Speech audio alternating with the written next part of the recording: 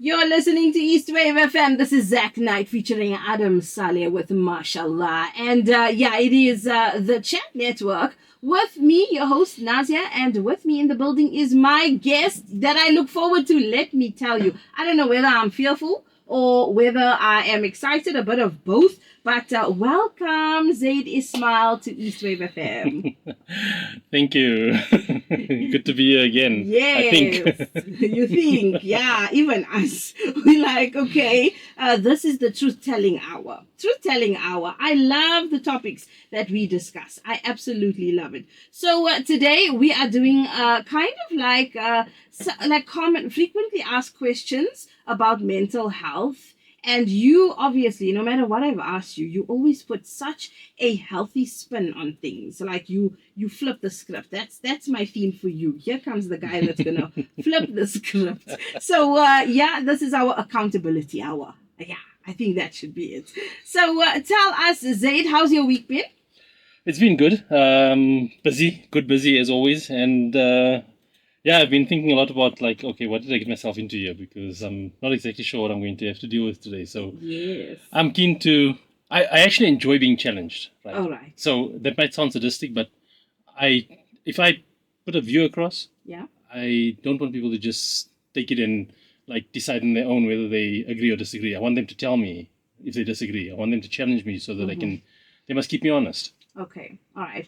Please tell me, why should people seek therapy? The term therapy itself is problematic. And the reason I say that is because it automatically implies that there's something wrong with you. Right? Because you need therapy, you need something to make you feel better. And I'm more interested in understanding why it is that you're not seeing things in a healthier light, in a more comprehensive way, in a more understanding way. Because with every single person I ever engage with, the relief that they experience is when they suddenly understand things better. When they understand why it happened, when they understand why it couldn't have been different, when they understand why it is that it was actually a good thing even though they thought it was a bad thing. That's when they feel that upliftment, that ease, that exhale, right? And I don't see that as therapy. I mean, if I say I go to the beach because it's therapeutic, yeah, it's therapeutic because I feel good in that space. But as a human, I don't need therapy, I need understanding. That's very important, understanding. So would you say that a therapist or seeking, well, if we term it therapy, is seeking a soundboard? Absolutely. I think anyone who has a healthy soundboard in their life, they're unlikely to need to go to a therapist or an advisor or counselor or something like that, right? So the healthier our social bonds, the less need there is for us to go outside of that space to go and deal with life, to figure out why it is that something happened or why it is that something's weighing me down, because I've got a healthy space in which I can talk about it and I don't have to worry about someone stroking my ego. I can trust them to be honest with me about when I'm getting in my own way. So people who have that in their life, they don't need therapy. They don't need therapists, right? So the moment you need to go out looking for a sounding board or for an advisor is because you have to recognize that, okay, the people you're surrounded with, they're just not equipped to be able to help you deal with that. Then you go to someone who's equipped to help you deal with it, right? And that's about getting understanding from them because they understand it better, not because you're broken. Very interesting, because I think as we see in this recent times, the word therapy, people are seeking mental health support more now than ever. It's almost destigmatized, would you say? That's a difficult one because on the one hand, I can get the importance of wanting to destigmatize mental health. On the other hand, I believe very firmly that the more you label the human experience, the more you stigmatize it. So you can't destigmatize something if you're constantly throwing labels at it. And you can't tell someone that they're a wholesome human being if you're telling them that you're only good if you have the right therapy. So it's interesting, the thing you mentioning labels. What are the common labels? Common labels: I'm broken. You're. Okay, did I say something wrong again? Yeah. It's a common label, right? We impose this on ourselves, and people impose it on us. Yeah. And because we feel broken, we think we are broken. Now, there's a very important difference between how I feel versus who I am. Who I am is why I feel that way. Who I am is why I feel that way. Yes. So what I stand for, what I believe to be true, what I believe is possible about my ability to have influence in my life and the people that matter to me, that's who I am. What about the term "you broke me"? Oh, that's abdication of accountability.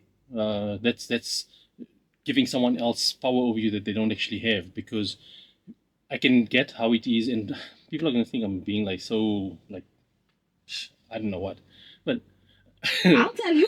tell me. I'll tell you. People, give me what your thoughts are on "you broke me." This is a common term we hear all the time. He broke me. She broke me. Yes. And you have a term. You said you put it very nicely. That's what application of. It's an abdication of accountability. Abdication of accountability. Right. All right. Please explain. So if I'm wanting to get someone to appreciate what impact they have on me, then I can say, no, you broke me, right? Because it's a personal kind of interaction I'm having with them. But if I'm talking about the actual event that played out, that made me feel broken or betrayed or just let down or disappointed or hurt or whatever it is, then I can't say they did that to me. I have to recognize that I feel that way because I invested so much trust in them. Mm-hmm. Now, it's not whether it's right or wrong. It's about recognizing, why did I have reason to invest that trust in them? Okay. Right? And if they weren't aware of how much impact they had on me, which is the biggest problem we've got, is that we don't realize what impact we have on others. Right? Now, if they didn't realize what impact they have on me, or how much importance I placed in the trust I placed in them, or I thought I shared with them, they might innocently act in a way that dismisses or undermines that trust. And I'll think, oh no, you know how much you mean to me, but yet you're doing this to me. That's what I'm saying. It's application of accountability. I have to recognize that, okay, what I thought you were about and what I thought we shared, perhaps I was wrong. So then it's my responsibility now. Why do we have to go to responsibility? Or it's my mistake. Why do we have to go to mistakes? So it's just seeing it for what it is. Right.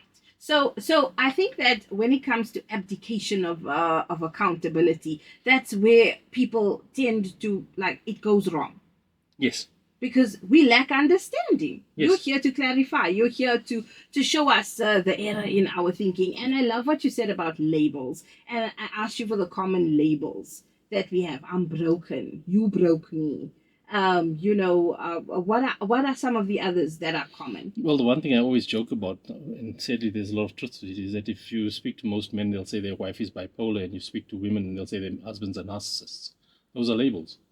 Mm-hmm. You're not seeing the person, you're not seeing why it is that their emotions might be volatile or might be intense, and you're just labeling them so that you can dismiss them. It makes it easier and more comfortable for us to deal with them because we can compartmentalize them. Put them in a box. Yeah, put them in a box. Put them in a box. If I put you in a box, it's your responsibility to get out of that box before I'm going to treat you better. Imagine. The labels just make it easier for us to also excuse ourselves of our bad behavior. Yes. And labels have their place. I don't want to be extremist in suggesting that, no, we must never have a label. But the place for labels is when you're trying to describe your experience, not when you're accusing someone of what they're doing. Mm-hmm. Because if I'm genuinely, innocently, like just pursuing something that's important to me, and that goes against what you need from me, you can accuse me of betraying you and letting you down and leaving you behind and all of that. And that's not what I'm doing.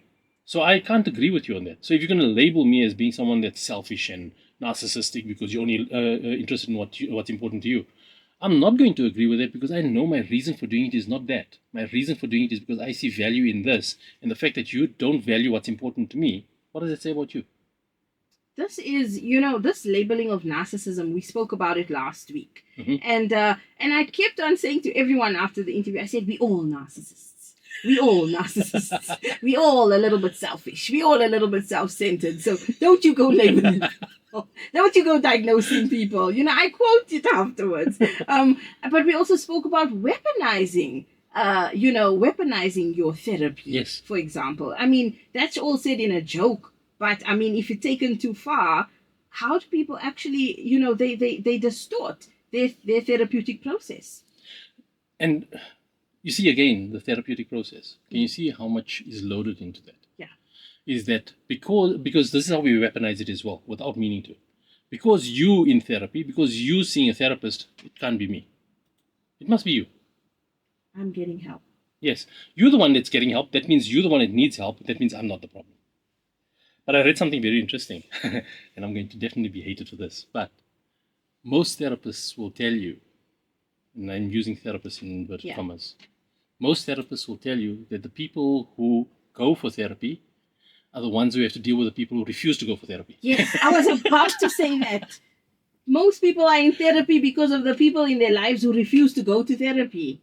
Like you refuse to get help for your problematic behavior. But at some stage, people are like, okay, I am now going to decide what I'm in control of and what I'm not in control of. Yes. And if I'm not in control of your behavior, the one thing I can control is how you affect me. Yes. Is that where my power lies? Exactly. And that's what we call agency. Right? I reclaim my agency to determine how I am going to deal with you. So I don't feel as if you are making me do this and you're making me do that and you're making me feel like this. I have to take accountability for the fact that despite knowing what you're about, I'm still choosing to react to that. So I'm putting that on a t-shirt. I reclaim my agency. I'm putting that. That's my next tagline for the whole week. That goes for colleagues. That goes for partners. That goes for even children. Be like, I'm reclaiming my agency. I love that. Yeah. So reclaiming your power simply means you can't be in control of the next person, their thoughts, their behavior. But you can actually decide how you let that affect you. But isn't that part of the problem? Is that we don't realize that we want to be able to control the next person? Mm-hmm. Because that control gives us a sense of significance, right? So because we don't know how else to be significant, or we don't know how else to determine or test whether we are significant or not, we then need to see how compliant they are with what we ask of them. And that's the control that we push for. Right? And then we push for compliance. And unfortunately, and this is something that I'm not very popular about, another thing, is that in the Indo-Pak community especially, we interpret compliance as respect. Okay. So if you don't comply with what I ask of you or what I expect from you, that means you're disrespecting me. Right. And that disqualifies you from affection, and it disqualifies you from the benefits of having full access to the person. Yes. Right? And not only that, it means that everything we're doing it because of the fear of what would happen if we don't do it. We're not doing it because there's value and benefit in it. So we uphold tradition because of the fear of exclusion, because of the fear of being thrown out of the community circles or our social circles or our family unit. Yeah. So then tradition and custom and even religion loses its value because there's fear behind why it is that you're doing it rather than because you genuinely connect with the benefit and the value of it. That is deep, man. That is real deep. I think we need a commercial break. Yo, yes. Already? Yeah. It's a Chili's ad. It's apt. Vidya Vox, yes, you have soothed me, certainly. I'm in studio with the coach himself, Zaid Sheikh. And let me Ismail. Jeez, Zaid Ismail. You see, it's all of this intensity because let me tell you something. When we speak about the truth, and it's truths that are difficult for us to actually face in ourselves. When you hold up a mirror, I think that is the thing. What do you think, Zaid? Mirrors. If we hold up the mirror to people, how do they feel? I think when you hold up the mirror to someone, it gives you an indication of how harshly they judge themselves. When someone holds a mirror up to us, it gives us an indication of how harshly we judge ourselves. So if I'm not in that harsh space with myself and someone holds a mirror up to me, I'll be more curious about why it is that you see me that way, because that's not the way I thought I was. Right. And then you'll be more curious about wanting to correct that perception or maybe adjust how it is that you approach them because you didn't realize you were having that impact. But the moment you're judging yourself harshly, and this is a tough one to take, right, is that the only reason you'll feel judged is because you're already judging yourself. So it's an amplification of your own insecurity. Yes, it's like, I kept it so deep. Why are you exposing me? So then you come out fighting because you have to prove to them that I'm not that. Meanwhile, you don't believe it yourself. Because think of it this way, right? If I know for a fact that I'm not a liar, and someone comes across to me and tells me that you're a liar, you're dishonest, and you're like this and you're like that, I'm going to say, okay, I'm sorry you feel that way. I'll try to understand why they think I'm lying and then try and clear up the misunderstanding. But if they're not interested, if they're just invested in that label that they're throwing at me, you're a liar, you're dishonest, It's not going to paralyze you. It's not going to, because I know that I'm not that. It's not resonating with you. So, like, you won't waste time trying to prove that person. Exactly. Ah, okay. So I have to be judging myself. I have to be insecure about something about myself. I have to feel there's an inadequacy or shortcoming in myself in some way or another that I'm struggling with already. That the moment someone mentions it, it feels like they're exposing my shame. Right. So it's like they're touching a sensitive spot. Yes. And if you respond, they're like, aha, that's your vulnerability. And that raises a very important, here's something that I want people to think about, right? Is that when someone pushes a sensitive spot, right? That's because they pushed your buttons, right? You know, we like to say, you press my buttons, right? And my question is always, who made that button available for them to press? And recognizable. Yes. So if you know they're always pushing your button, why are you still making the button available? It's your button, not their button. Yeah. So if you're telling someone, like, you look at my chest, here's all my buttons. Choose which one you want to press today and I'll show you. That's how we go, right? And don't people have fun with those buttons? Oh, yes, because if I'm comfortable with the backlash, and I take joy, a sadistic joy in seeing how I can get you riled up, I'm going to laugh about it while you losing your cool about it. Yeah, and us as children, I think some of us actually witnessed that with our parents. Eventually, marriage began to look like our parents pressing each other's buttons, and then just before it reaches breaking point, like, okay, it's enough. Yeah. I'm done. We're going too far now. Yeah, we're going too far now. Please cook fast. So, so yeah, let's talk about manipulation, the big M. What is manipulation, Zaid? Manipulation is a means to an end. Manipulation is something we may do if we have no reason to believe that what we're trying to achieve is going to be possible any other way. Okay. But we're so fixated on believing that people manipulate for the sake of manipulation because it makes them feel powerful and all of that. It's nonsense. No one does something because they want to feel powerful. They do something because they want to be taken seriously. They want to be significant. Okay. Very different motive, right? And the more you chase that fix, that significance, that impact, that influence, the more it will look like you're chasing power, but all you're doing is that you need to keep feeding it to feel significant. So your insecurity will drive you to be power hungry. But the acquisition of power itself is not the objective. It's what it does for you that's the objective. So manipulation is not the objective. It's what you acquire through manipulation that's the objective. So when it comes to dealing with people close to you, the only reason you would feel a need to manipulate is because you have no reason to believe that what's important to you, they will treat with equal importance. How do we recognize this in children? When we accuse children of being manipulative, we assume that they have the kind of maturity and self-awareness and mindfulness and deliberate intent and all of that they just don't possess, which means we're projecting, right? I don't like how you manipulating me, so I'm going to call you a manipulator. The fact that they might be tugging at our heartstrings or they might be guilting us into something is beside the point. Why is it that they have to resort to that? Or where did they even learn that in the first place? How did they realize that, hey, there's a gap here, I need to play this gap to be able to go and play outside? Or to go and play on my TV games, whatever it is, right? It's that they know that they want that outcome and they're looking, curiosity, what's the easiest way to achieve that outcome? And if I know that my parents are conflicting in the way they look at this, the one is okay with it, the other one is not okay with it, then the one that's okay with it is the one I'm going to go and appeal to, not the other one. Okay. And then the parents start fighting. Like, why are you allowing them to do this when I already told them no? And you know what that results in? Okay, let me get really cancelled now. It results in ADHD type behavior in children. Wow, how does that present? It presents in kids that can't focus, kids that are always on edge, kids that are nervous, kids that are always bored easily because they're constantly looking around to see what else they should be focusing on, what else is more important, what else is that they might be getting wrong or that they might be missing out on. It's because when you have conflicting parenting styles, you don't create an emotionally grounded space for the children to operate in. And children operate from a position of emotion, not intelligence. The intelligence is developed afterwards as the self-awareness improves, as the awareness about the environment and people around them improves. But until that point arrives, they're operating from emotion, how they feel about things. So then if they're constantly feeling insecure, unsafe, ungrounded, afloat, adrift, all of those things. If they constantly feel as if I don't know where is right and where is wrong, because if the one parent is a fun parent, the other one is a disciplinarian, they're not going to know what the healthy boundaries are. And I promise you, this is not just me theorizing.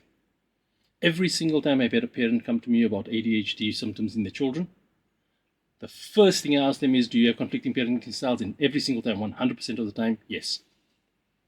Very, very crucial point you bring up here. Parenting styles and the actual parents' relationship with each other and how it affects the development of your children. Yes. And you're like, we're not fighting in front of the children. Yes. You find parents saying that we don't fight in front of the children. But you don't understand you as an individual are an actual negative influence. Yes. You are a negative, I don't even know if to use the word influence, but contributing factor to why your child is not reaching their milestones, or they're developing all of these anxiety disorders, panic disorders. I mean, there are children who literally mimic a panic attack. Yes.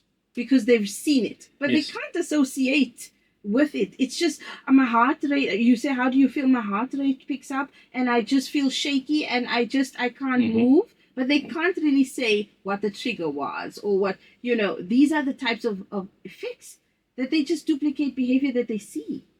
And they become conditioned in dealing with life in that way.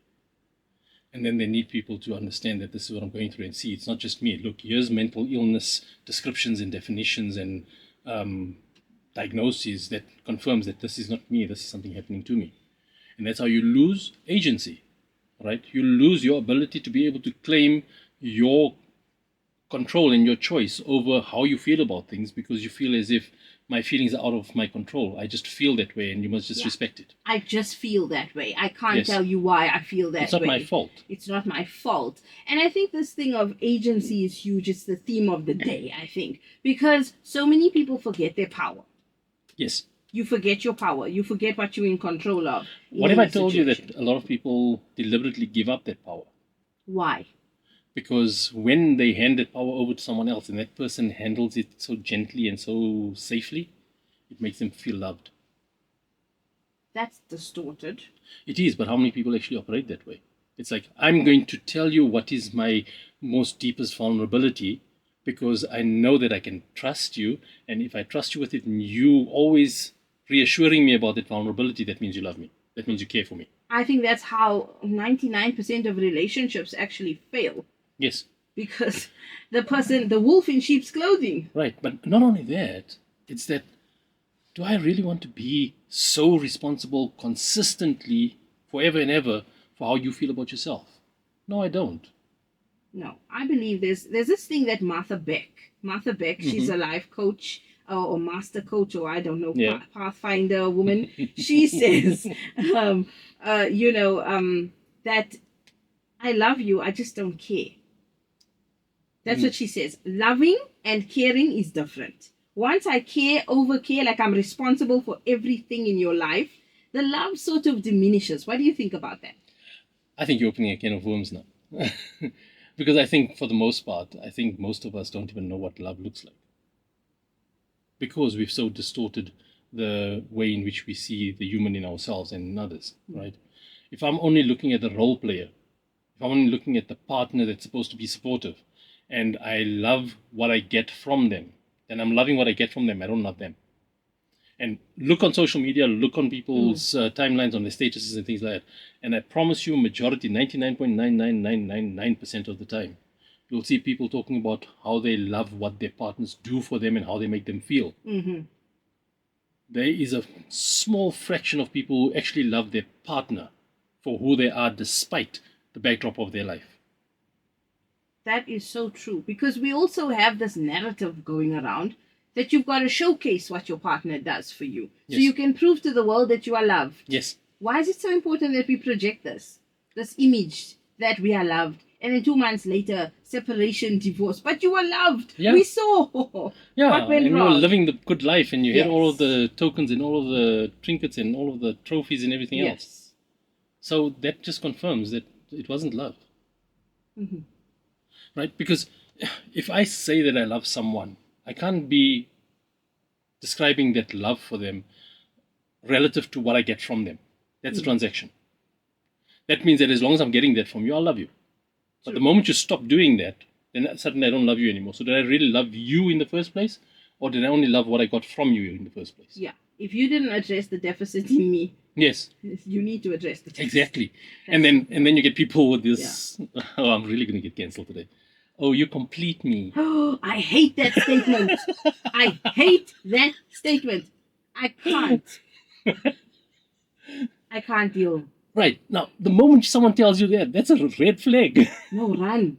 Run. But the problem is if two people feel like they complete each other, you got two red flags. I need to play this song. It's called Mere Naseeb Me. This is about being in my destiny or something like that. You don't complete me.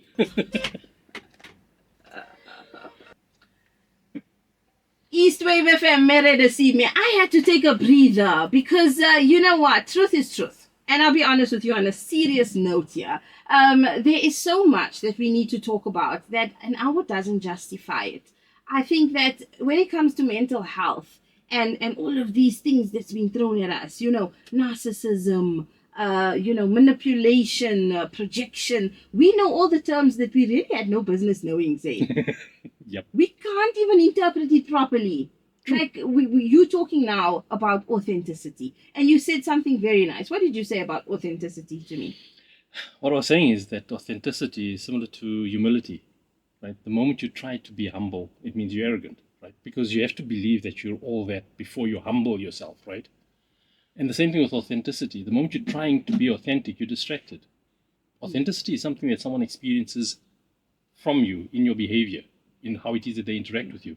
They'll experience you as being authentic. You're believable, you sincere, you substantial, you walk the talk.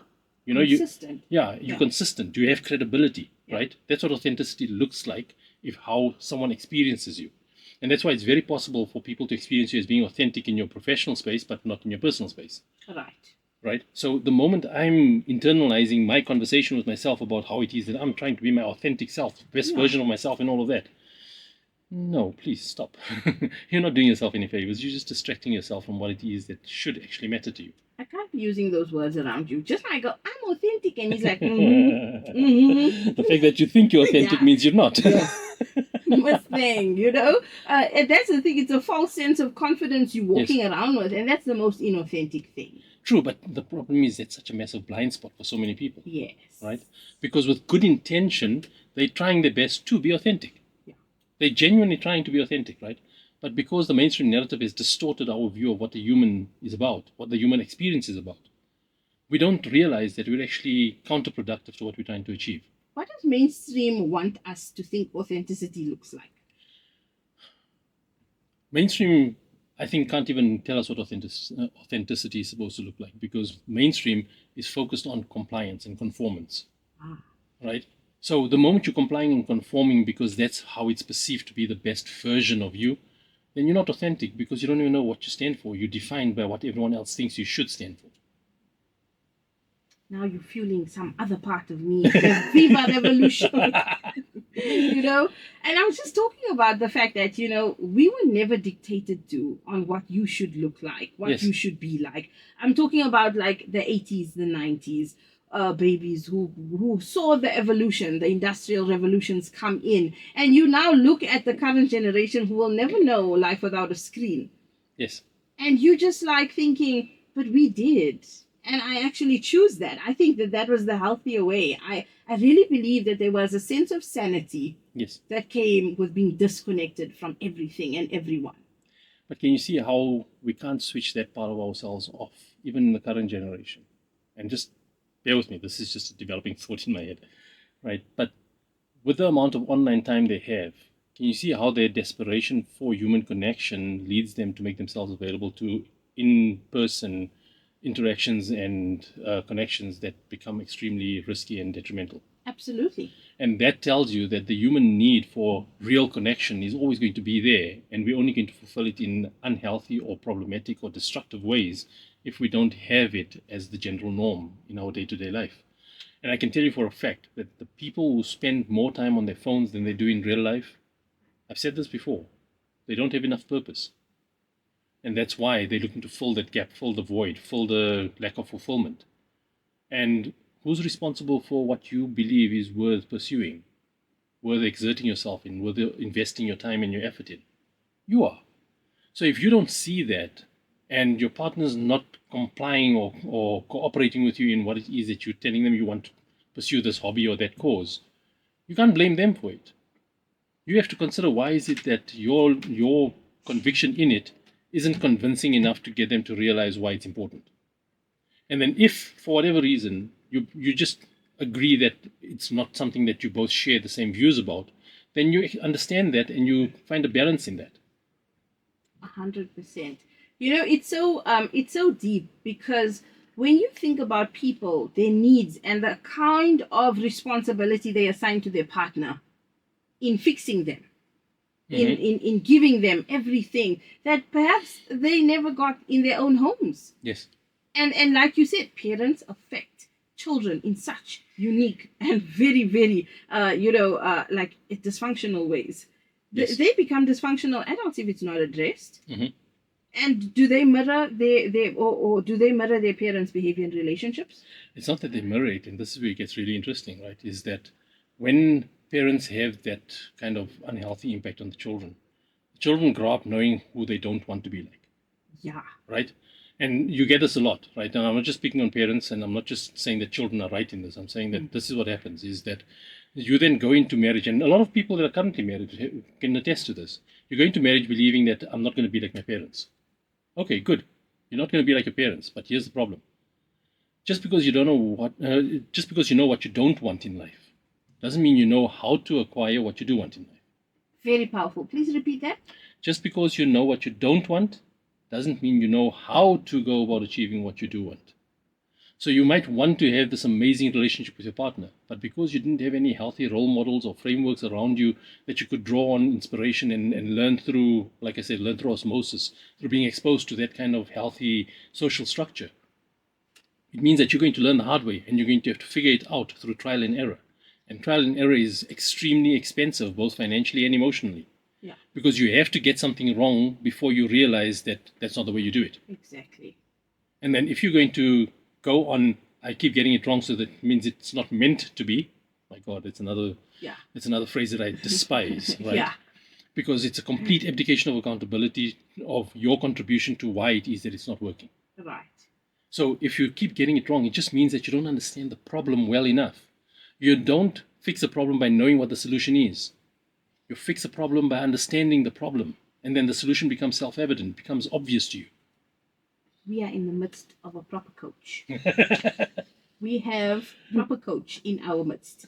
My colleague is standing here. I don't know if you can see the way she's taking everything that you're saying. We are hanging on to your every word. So, yeah, you have a fan club. Because it's so true. And this is exactly what we need in a society that continues to tell us what we want to hear. This is what we need to hear in order to be healthy, functional individuals in our lives. Zaid, what about projection? This word projection, you're projecting. That's another word, by the way, Yes. that we know of. And then people come at us and be like, you're projecting. You have things going on in your own life and you're projecting it onto me. What about that? I think if that's the point of departure, it's not a bad thing, because you can tell someone, I think you're projecting now. Yeah. Because I don't believe this is true about me, but I can see how it's true for you, and that's why I think you're taking your insecurity and you're projecting it on me. There's validity in that. Right. But it's the starting point. It's not the ending of the conversation. Because once you recognize, or once you make that view of yours known, are you available to have a meaningful conversation about why it is that you may be right or wrong about what you're saying? Yeah. Sorry.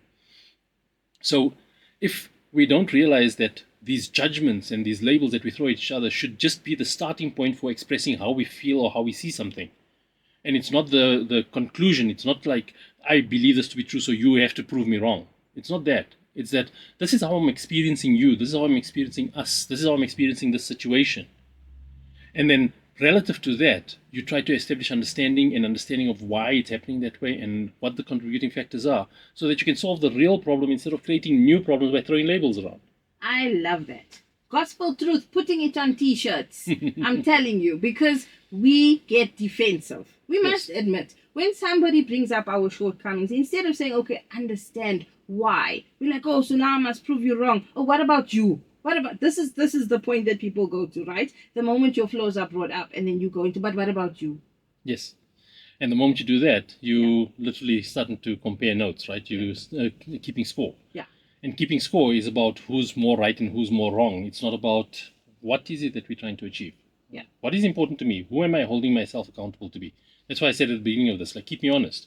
If I'm going to present a view that you think is fundamentally problematic, I don't expect you to just be polite and keep quiet and move on to the next point. I expect you to challenge me and tell me, listen, I disagree with that for these reasons. Then, if I've got a blind spot about it, it teaches me something. Then I can say, okay, well, hold on, I didn't consider that side, but you're right. That does make a difference. Or if you're wrong about it and you think that you have validity in your view, you're not going to give me an opportunity to explain to you why it is that, no, hold on, you're not considering X, Y, and Z. Mm-hmm. And that kind of healthy conversation, most people can't have it because they're so defensive and insecure. Because the moment you're challenged, it feels as if you're insignificant or inadequate. Absolutely. And that's why when we get defensive, this is something we need to understand. When we get defensive, it's because we perceive an attack. It's not because we are being attacked. It's because we feel attacked. Now, why we feel attacked, like I said earlier, you don't feel judged unless you're judging yourself already. Yeah. So if you're already having doubts about your significance to someone and they say something that highlights that insignificance to you in your mind, you'll come out defensively because you see, I knew it. I knew you felt that way about me. I knew you saw me that way. Yeah.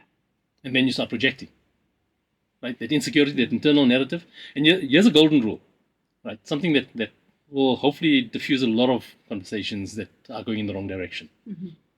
If you're having a conversation with someone about something that's contentious, that's sensitive, and they start answering questions that you did not ask, right? Critically important. If they answer a question you didn't ask, they are responding to the narrative in their head. They're not responding to the conversation happening between the two of you. Yeah, stop talking to yourself. Right? Right. And then they preemptively protecting themselves from getting something wrong so that you don't have a case against them. Right. That's me responding to my internal dialogue, not actually being present in that conversation. Which conversation are you really responding to? And like also defensive. Yes. It's like I want to prevent this from going there. Yes. So let me just address it now because I know that you're going to go there. This is so refreshing, I must say. Sage Sheikh, it has been such a pleasure. Zaidi What's your smile. parting shot to our listeners this week? Well, firstly, it's Zaidi smile. Zaid, you know what? My head is somewhere else this morning. Zaid Ismail. Coach Zaid, what is your parting advice to us this week? Wow, I can't believe the time is up already. Parting advice. I would say that if you don't hold yourself to a higher standard, you don't have a right to expect others to treat you as if you are operating at that standard. Right? If I don't expect more from myself, I don't have a right to expect more from others. So true. I had to let that sink in for a bit because we have to be fair. Yes. You can't expect from someone else what you're not doing. And that's how you keep yourself honest. Right. And that's what I'm saying. You've got to keep yourself honest. You've got to look at what am I accountable for contributing, and you have to meaningfully address that and even like completely like explain that away to say, okay, no, I'm comfortable that I'm not doing that, before you assume that you're not accountable for contributing towards the situation you're in. Accountability. Right? And accountability, unfortunately, is like the greatest elegy of the 21st century. Sure. Forget about change of seasons. Accountability is year-round. Need allergens. Ask someone to be accountable and you'll see the worst side come out in them if they're not keeping themselves honest. It's horrible. It is. That's where you see the most People rage. want to run from you or they want to lunge at you. And coming back to the whole therapy thing, the person who believes that there's something wrong with them, that's why they need the therapy and that's why you must make excuses for them, they will become even more enraged if you tell them that they need to consider what they're doing that's creating the problem that they're actually experiencing. Absolutely. I think that these pearls of wisdom, I'm serious. You've got a book. Yes. You've got a book. I've seen it on your status. Your pearls of wisdom, it needs to be recorded. We have to revert to this. Whenever you're doubting yourself, or you slipping, go back, you hear this interview, go back, or read the book, or do something. What is the title of your book? It's called Own Your Life. Own Your Life. Wow. And it's prompting you towards reflecting rather than telling you how you must live your life. Right. So it helps you to understand how you operate and why you operate that way. It doesn't tell you how you should operate, because that's unique to each of us. Our circumstances, our belief systems, our cultural heritage, whatever it is, right? Yeah. It's all unique. That's why for me to come and tell you this is how you must behave to be a good human, that's nonsense. Wow. Because then I'm projecting and I'm imposing my cultural and value systems onto you. I love this. Big message of appreciation, Rajesh. The whole interview was very professionally executed. Salam Namaste. It brought about knowledge and understanding. And I think you've left us all in deep, deep reflection. Thank you so much for sharing with us here on Eastwave FM. Thank you for the opportunity, as always. It's a pleasure. We look forward to having you next week. And yes, dear listeners, that was Coach Said Ismail. And we are definitely on the Chat Network today. We are in deep reflection. And I know I'm not alone. Thank you so much for your WhatsApps. And we are going to bring you more of this next week, same time, same place. Please allow me to go and meditate somewhere. Never pay more